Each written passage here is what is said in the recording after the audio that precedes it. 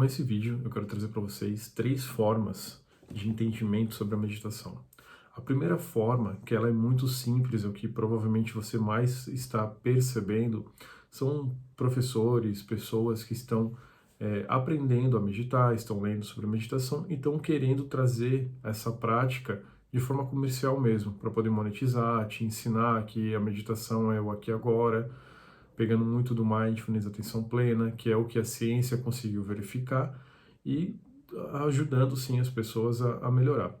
Então a gente tem esse primeiro, vamos dizer assim, essa primeira camada, que seria essa camada mais superficial da meditação, que é você ficar com você mesmo, o aqui e agora, conseguir perceber sua respiração, seus sentimentos, não bloquear nada, deixar os sentimentos vir, e esse seria, vamos dizer assim, a parte mais básica da meditação.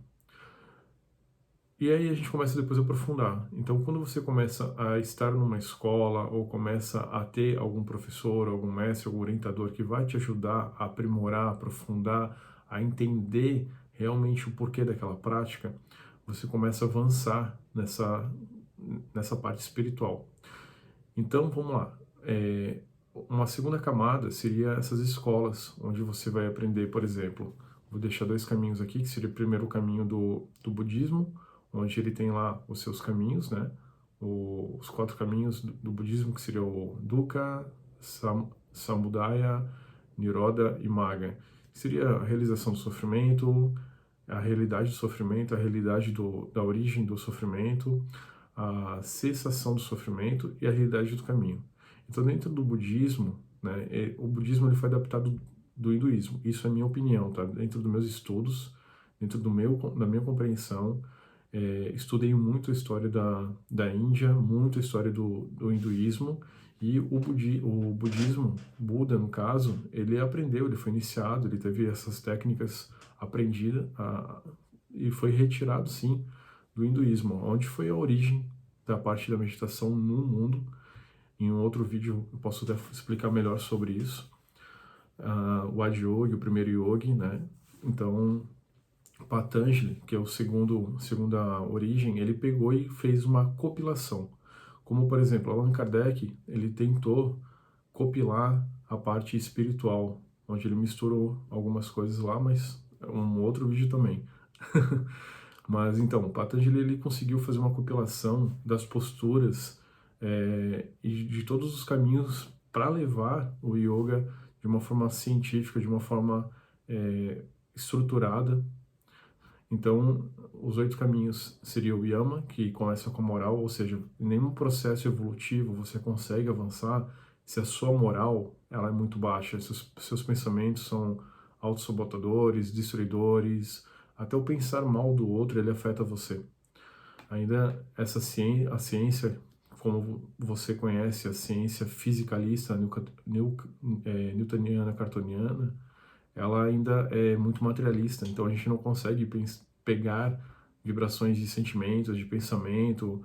A física quântica está tentando chegar nesse ponto, né? Está tentando tocar nisso, mas para muitos técnicos, muitos cientistas tradicionalistas, eles ainda não estão conseguindo ver esse resultado. Então, vamos manter aqui essa realidade mais dura, né? Dessa mente mais concreta.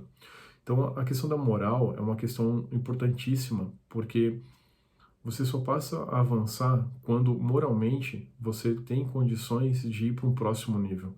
Você só consegue entrar em estados meditativos quando você consegue ter uma tranquilidade íntima, uma paz íntima, e é como se você conseguisse aquela conquista pelos teus esforços. E não é o esforço de uma consolação, de uma ajuda às pessoas, é um esforço, um auto-esforço, uma autoliderança, um autodomínio, uma autocompreensão do seu sentimento, dos seus pensamentos, para que aí sim depois você possa sair e ajudar os demais. Então o Patanjali ele traz esses caminhos, a moral, a pureza dos estudos, a questão das posturas que são os asanas. Então as posturas, o porquê das posturas, a questão dos pranayamas, as respirações, as mudanças fisiológicas que acontecem com tipos de respirações E quando a gente fala sobre essa respiração, não é um dia você respirar, são alguns meses você fazendo uma prática de respiração, são alguns meses você fazendo, ou até alguns anos você fazendo práticas de respirações adequadas para que você tenha uma mudança fisiológica, pulmonar, cardíaca, linfática, energética, sanguínea. Então, o teu sistema todo, ele vai modificando através dos seus pensamentos, através da sua respiração, do seu padrão de pensar. Então, há uma mudança evolucional nesse patamar. E é interessante que aí a gente vem também com os Pratyahara, que seria o controle dos sentidos. Teve algumas pessoas que já me perguntaram, uma seguidora, considero bastante essa pessoa, me perguntou sobre os sentidos. Rodrigo, teve algum momento eu fiquei sem conseguir ouvir nada. Isso é normal? Sim, é normal. Às vezes você tem o tamponamento de um ouvido, direito ou esquerdo, e isso está mais no corpo energético. Você perder a visão física, mas ter uma outra visão, que seria uma visão extrafísica, ou você perder, ficar totalmente, entre aspas, cego, sem estar percebendo nada visualmente. Então, tem pessoas que meditam com o olho aberto, com o olho fechado, e esses fenômenos, eles vão ocorrendo e de forma natural, tá? E aí a gente vai subindo, né, nesses caminhos de Patanjali, tá? Então, tem a questão da concentração, que ela é primordial, e dentro dessa questão da concentração, um dos atributos muito importantes é a vontade, onde você consegue, sim, fazer com que esse seu potencial, essa sua vontade, com que as coisas aconteçam. Então, aí a gente entra em Dhyana. Dhyana é a própria meditação. Aí você vai perguntar assim, Rodrigo, mas eu tenho que fazer todo esse caminho para conseguir meditar? Didaticamente, a gente separa esses caminhos para poder ficar mais fácil para poder entender que existe passos e passos, mas no todo ele está totalmente linkado junto. Não tem como você apenas moralmente ser alguém melhor, mas a sua concentração está baixa, ou a sua concentração está muito alta. Então é um contexto de atributos que você vai qualificando, vai melhorando. E aí o ponto mais interessante que eu quero comentar com vocês é o seguinte. Então, para meditar, tá? Para meditar, às vezes você não precisa de nada disso. Sentado numa cadeira, às vezes até num ônibus ou até no trabalho, em alguns minutos de silêncio, em alguns minutos de introspecção, você consegue entrar em estado de meditação. Você já percebeu aquele momento que deve ter sido raro, mas alguns momentos que aconteceu de você ficar naquele estado de olhando para um ponto fixo e simplesmente estar indo? E alguém te chama ou você volta. E esse é um início de um estado de meditação. Ainda na mente concreta, nessa mente física, mas acessando já essa parte mais criativa, imaginativa, essas outras inteligências. Então a meditação, ela tem, né, eu considero que ela tem três caminhos. O caminho, como eu comentei, do mindfulness, o caminho da ciência, mas hoje está muito atrelado mais à questão de marketing, de venda. Esse caminho de Patanjali e do budismo, onde eles estão mais alinhados às questões morais, sim, importantíssimo, mas também estão muito a questão de sofrimento, a questão de você ficar numa postura por horas para conseguir desenvolver a sua vontade e a partir do desenvolvimento dessa vontade você conseguir entrar nesse estado meditativo.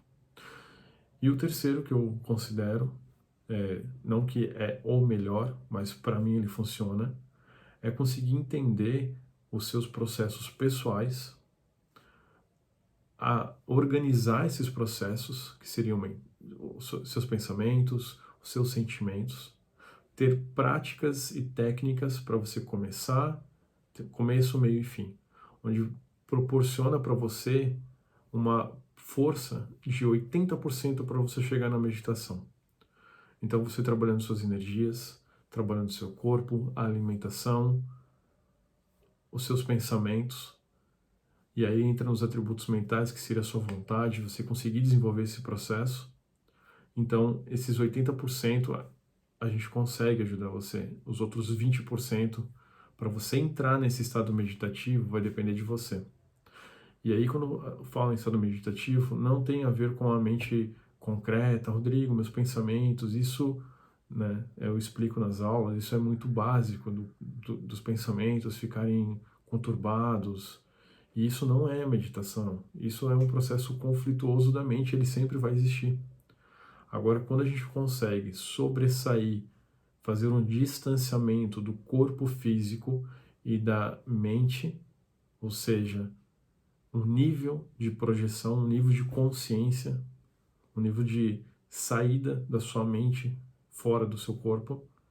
E aí eu não estou falando da projeção astral, a saída fora do corpo, projeção astral, estou falando da projeção do corpo mental, que é algo muito raro, existem níveis sobre isso. Então é possível sim você conseguir em determinado momento chegar a esses estágios. Então, é esse o recado que eu queria deixar para vocês, para poderem aprender mais sobre a meditação. E eu vou estar trazendo mais vídeos aqui no canal e também lá no Instagram. Uma boa noite para vocês. Ah, curte aí, comenta, compartilha, ajuda a fazer o canal crescer. Obrigado, hein?